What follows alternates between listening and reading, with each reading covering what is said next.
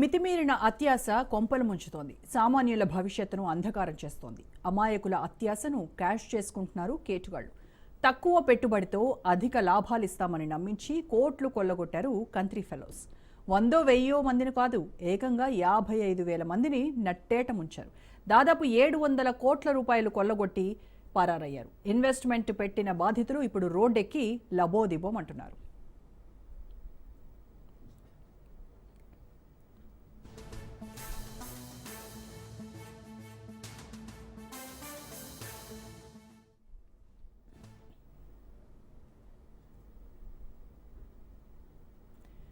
DKZ technologies మోసం 4 రాష్ట్రాలను షేక్ చేస్తోంది. 100-1000 కాదు, ఏకంగా 55,000 మందిని నిండా ముంచిన భారీ స్కామ్ ఇది. బాధితులు పలుమార్లు ఆందోళన చేపట్టినా అసలు కేటుగాళ్లను మాత్రం పట్టుకోలేకపోతున్నారు పోలీసులు. తమకు న్యాయం దక్కడం లేదంటూ రోడ్డెక్కి ఆవేదన వెళ్లగక్కుతున్నారు. తాజాగా హైదరాబాద్కు చెందిన డీకేజెడ్ బాధితులంతా మరోసారి సమావేశమయ్యారు.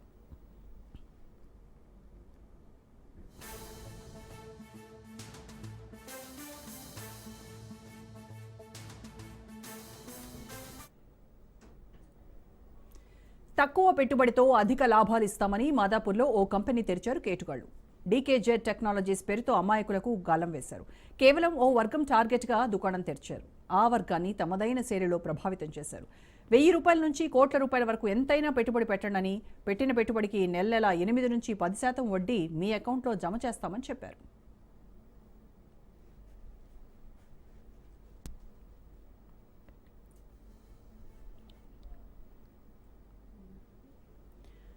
ఆకర్షితులైన కొందరు 5,000, 10,000 పెట్టుబడి పెడితే మరికొందరు ఏకంగా లక్షల రూపాయల్లో పెట్టుబడి పెట్టారు. ఇన్వెస్టర్స్కు నెలలా వడ్డీ డబ్బులను ప్రాఫిట్స్ రూపంలో వాళ్ల అకౌంట్స్లో జమ చేస్తూ వచ్చారు. దీంతో ఇన్వెస్టర్స్లో అత్యాశ పెరిగింది. నెల క్రమం తప్పకుండా అకౌంట్లో డబ్బులు పడుతుండటంతో గుడ్డిగా నమ్మేశారు. బ్యాంకులో, బీరువాలో డబ్బులు దాచుకునే బదులు నెల అధిక లాభాలు వస్తున్నాయని పెట్టుబడిని రెట్టింపు చేశారు. 1000 పెట్టిన వాళ్ళు లక్షలు, లక్షలు పెట్టిన వాళ్ళు కోట్ల రూపాయల వరకు పెట్టుబడిగా పెట్టారు.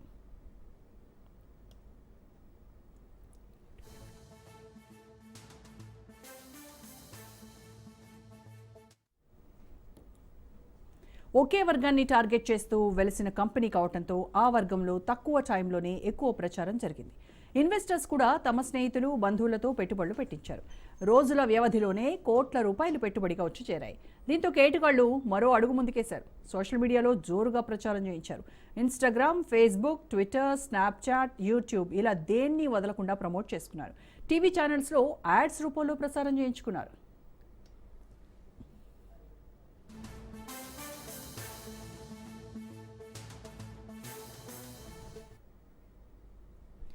అనుకున్న టార్గెట్ కంటే రెట్టింపుకు రీచ్ అయ్యారు. పెట్టుబడుల రూపంలో అప్పటికే 700 కోట్ల రూపాయలకు పైగా దండుకున్నారు. ఉన్నట్టుండి బోర్డు తిప్పేశారు. మాదాపూర్లో ఏర్పాటు చేసిన కంపెనీని రాత్రికి రాత్రే ఖాళీ చేసి వెళ్ళిపోయారు. 2 నెలలుగా ప్రాఫిట్ డబ్బులు అకౌంట్లో పడకపోవడంతో కంపెనీ నిర్వాహకులకు బాధితులు కాల్ చేస్తే స్విచ్ ఆఫ్ వస్తోంది. కంపెనీకి వెళ్లి చూడగా తాళం వేసింది. అప్పుడు అర్థమైంది మోసపోయామని.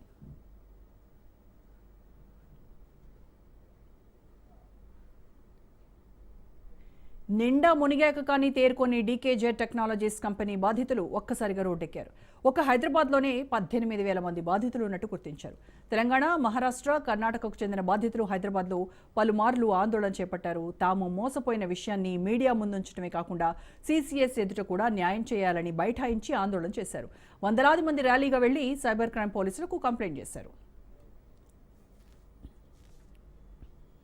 हमारे जो विक्टिम्स हैं जब सीसीएस को जाते हैं ये लोग खुद अपने आंखों से देखे हैं कि उनको जो है सिगरेट्स ला के सर्व कर रहे हैं, उनको रेस्टोरेंट से खाना मंगा के दे रहे हैं और इन्वेस्टिगेशन के लिए जो कोई प्रॉपर्टी इनकी जो है सीज करने के लिए जा रहे हैं लेके जाके आइडेंटिफाई करने के लिए वहाँ पे रास्ते में रुके रेस्टोरेंट पर गाड़ी रुक के ले जाके जो है ना एक हाई एंड रेस्टोरेंट में खाना खिलाया जा रहा है। हमको उम्मीद थी होगा बल्कि लेकिन अब तक हुआ नहीं, इसीलिए हम आपको उम्मीद खत्म हो गई। अब इसलिए हम चाह रहे सीबीआई को केस जाना और सारे ग्राउंड से हमारे पास केस जाना बल्कि सारा डिपार्टमेंट करप्ट नहीं है, गलत नहीं है, मैं किसी के पूरे डिपार्टमेंट के ऊपर नहीं बोल रहा हूँ, लेकिन जो ऑफिसर्स यहाँ पे इन्वॉल्व है they are unnecessarily ill treating victim / my clients. I will not tolerate that for no reason. एक डॉक्टर है जो दूसरे इनोसेंट लोग हैं उनको बदतमीजी से बात किया जा रहा, उनके साथ अब्यूजिव लैंग्वेज में बात किया जा रहा और बार बार थ्रेट करें कि ज़्यादा तुम लोग बोले तो केस कर दोगे, जो है ना सता रहेंगे। तो आई will not tolerate this. DKZ technologies వ్యవస్థాపకుడు ఆషిక్ రాహిల్తో పాటు మేనేజర్స్గా ఉన్న ఎండి ఇక్బాల్, సయ్యద్ ఉమేర్, భాగ్యశ్రీ, సునీత, ఫాతిమా, మోయిజ్, అలీజా, అస్లాం, సల్మాన్, నజీర్, సబియా, బిలాల్లపై కంప్లైంట్ చేశారు బాధితులు. గుడ్డిగా నమ్మి అప్పు చేసి మరీ పెట్టుబడులు పెట్టామని కొందరు, ఇంట్లో ఉన్న నగలు, ఆస్తులు అమ్మి పెట్టామని మరికొందరు తమ గోడు వెళ్లబోసుకున్నారు. కేసు నమోదు చేసుకున్న సైబర్ క్రైమ్ పోలీసులు దర్యాప్తు చేస్తున్నారు. మరింత సమాచారం మా ప్రతినిధి రత్నాకర్ లైవ్లో అందిస్తారు. రత్నకుమార్, ఏంటి 4 రాష్ట్రాలు, 55,000 మంది బాధితులు, 700 కోట్ల స్కామ్, కళ్ళు బైర్లు కమ్మేటువంటి మోసం ఇది నిజంగా. దీనిపైన ఇప్పటికే బాధితులు లబోదివ్వమంటున్నారు. అటు సిసిఎస్ పోలీసుల్ని సంప్రదించారు. మరి ఈ పోలీసులు ఏమంటున్నారు? ఈ కేసులో ఏమైనా మార్పు ఉందా? పోలీసులు ఇప్పటివరకు నిర్వాహకులని ఎవరినైనా అదుపులోకి తీసుకున్నారా? వాళ్ళ వర్షన్ ఏంటి? ఎస్, వాస్తవానికి మొదటి నుంచి కూడా సైబర్ క్రైమ్ పోలీసులు చాలా క్లియర్గా చెప్తూనే వస్తున్నారు. ఫ్రీ లాంచ్ ఆఫర్ల పేరిట మాయ చేస్తారు, ఆ ఊబిలో పడొద్దు అనే విషయాలను తెలియజేస్తూ వస్తూనే ఉన్నారు. అలాగే సైబర్ క్రైమ్ కేటుగాళ్లు ఏ రకంగా అయినా సరే ఇబ్బందులకు గురి చేసే అవకాశం ఉంది, తమ సొత్తును దోచుకునేటువంటి అవకాశాలు కూడా ఉంటాయి. వీటన్నిటి మీద అలర్ట్గా ఉండాలంటూ కూడా అనేక విషయాల మీద ప్రచారం కూడా నిర్వహిస్తూ ఉన్నారు. పబ్లిక్ అందరూ కూడా తెలియజేస్తున్నటువంటి సిచ్యువేషన్స్ కూడా వరుసగా కంటిన్యూ అవుతూ వస్తూనే ఉన్నాయి.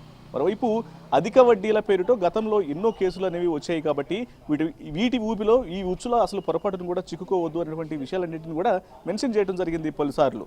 సో వీటన్నిటికీ సంబంధించి కూడా ఎన్నిసార్లు సైబర్ క్రైమ్ పోలీసులు ఈ ఇన్సిడెంట్స్కు సంబంధించి ఎంత అలర్ట్ చేసినా సరే కొంతమంది అమాయకులు అనుకోవచ్చు, లేకపోతే అధిక డబ్బు ఆశలో పడినటువంటి వ్యక్తులు మాత్రం తమ తీరు మార్చుకోకుండా మరలా ఈ ఇబ్బందులు అనేవి కొని తెచ్చుకున్నటువంటి పరిస్థితే ఇప్పుడు ఈ డీకేజెడ్ టెక్నాలజీస్ చేసినటువంటి మోసానికి సంబంధించినటువంటి ఈ కేసులో మనకు చాలా స్పష్టంగా తెలుస్తోంది. వాస్తవానికి ఆషిక్ రాహెల్ అనేటువంటి వ్యక్తి చాలా ప్లాన్డ్గా తను మాదాపూర్లో ఒక డీకేజెడ్ టెక్నాలజీస్ పేరుతో కంపెనీని ఓపెన్ చేయడం జరిగింది. ఓపెనింగ్ చేసిన వెంటనే తను పూర్తిగా దీని మీద దృష్టి సారించి ఎలాగైనా సరే అమాయకులను కొల్లగట్టాలన్నటువంటి ఉద్దేశంతో ముఖ్యంగా ఒక వర్గానికి సంబంధించినటువంటి వ్యక్తులనే టార్గెట్ చేయడం జరిగింది. టార్గెట్ చేసి అతను ముందు ఆ ప్రమోషన్స్ విషయంలో ఏమాత్రం వెనక్కి తగ్గకుండా ఇటు టీవీలో, సోషల్ మీడియాలో కావచ్చు, లేకపోతే పేపర్ ప్రకటనకు సంబంధించి పూర్తిగా అన్ని ప్లాట్ఫామ్లలో కూడా విపరీతమైనటువంటి ప్రచారం నిర్వహించారు. ఇక ఎప్పుడైతే ఈ ప్రచారానికి తలొగ్గినటువంటి కొంతమంది ఎవరైతే ఉన్నారో వాళ్ళు మొదట 5,000 నుంచి కొన్ని లక్షల రూపాయల వరకు కూడా పెట్టుబడి పెట్టడం అనేది స్టార్ట్ చేశారు. మొదట తాను 8 నుంచి 10% వరకు కూడా ప్రాఫిట్ ఇస్తాను అనేటువంటి విషయానికి సంబంధించి తెలియజేయడంతో దానికి వెంటనే అంటే ఎక్కువ డబ్బుకు ఆశపడి ఎక్కువ వడ్డీ వస్తున్నటువంటి ఉద్దేశంతో బ్యాంకుల్లో పెట్టుకుంటే తమ డబ్బు తక్కువ ఆదాయం వస్తుంది కాబట్టి ఇక్కడ డిపాజిట్ చేస్తే తమకు ఎక్కువ ప్రాఫిట్ అనేది దక్కుతున్నటువంటి ఉద్దేశంతో 5,000 నుంచి లక్షల రూపాయల వరకు కూడా వాళ్ళు ఇన్వెస్ట్ చేయడం జరిగింది. ఇలా దాదాపు 55,000 మంది ఇన్వెస్ట్మెంట్ అనేది చేశారు. మొదట్లో ఈ ప్రాఫిట్స్కు సంబంధించి ప్రతి నెల డబ్బులు బాగానే ఇస్తూ వచ్చారు. కానీ ఎప్పుడైతే తమ టార్గెట్ 700 కోట్ల రూపాయల వరకు అమౌంట్ అనేది ఇన్వెస్ట్మెంట్స్ అనేవి వచ్చాయో వెంటనే ఆషిక్ రాహిల్ తన కంపెనీ డీకేజెడ్ టెక్నాలజీస్ యొక్క బోర్డుని తిప్పేశాడు. రాత్రికి రాత్రే కూడగట్టినటువంటి డబ్బుతో పరారవటం జరిగింది.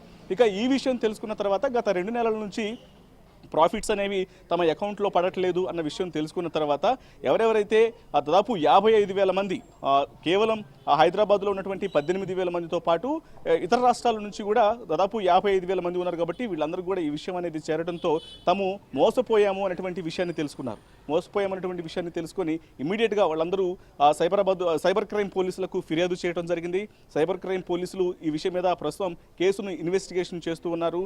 అయితే తాము మోసపోయినటువంటి విధానాలకు సంబంధించి కూడా గతంలో ఎన్నోసార్లు అలర్ట్ చేసినప్పటికీ కూడా మరలా ఇటువంటి పనులే చేయడం, ఇలాంటి ఇబ్బందులు కొని తెచ్చుకోవడానికి సంబంధించి మరొకసారి సైబర్ క్రైమ్ పోలీసులు ప్రజలను అప్రమత్తం చేస్తున్నారు. ఒకవైపున ఇప్పటి వరకు ఆషిక్ రాహెల్ ప్రధాన నిందితుడైనట్టు ఎవరైతే ఈ డీకేజెడ్ టెక్నాలజీస్కు సంబంధించినటువంటి వ్యవస్థాపకుడు ఎవరైతే ఉన్నారో ఆషిక్ రాహెల్తో పాటు తనకు సహకరించినటువంటి తన టీంలో ఉన్నటువంటి మిగతా వ్యక్తులందరూ కూడా వాళ్ళందరి కోసం ప్రస్తుతం పోలీసులు గాలిస్తున్నారు. ఇక ఇప్పటి వరకు వారి యొక్క ఆచూకీ కనిపెట్టేందుకు తగిన ఆనవాళ్లను సేకరించడంతో పాటు దాదాపు కొన్ని ప్రాంతాలకు స్పెషల్గా ఇన్వెస్టిగేషన్ టీమ్స్ను ఏర్పాటు చేయడం జరిగింది. సెర్చ్ ఆపరేషన్ స్టార్ట్ చేసి ఆషిక్ రాహిల్ని అలాగే తన టీంను మొత్తాన్ని కూడా రప్పించేందుకు తీవ్ర ప్రయత్నాలు అయితే చేస్తూ ఉన్నారు.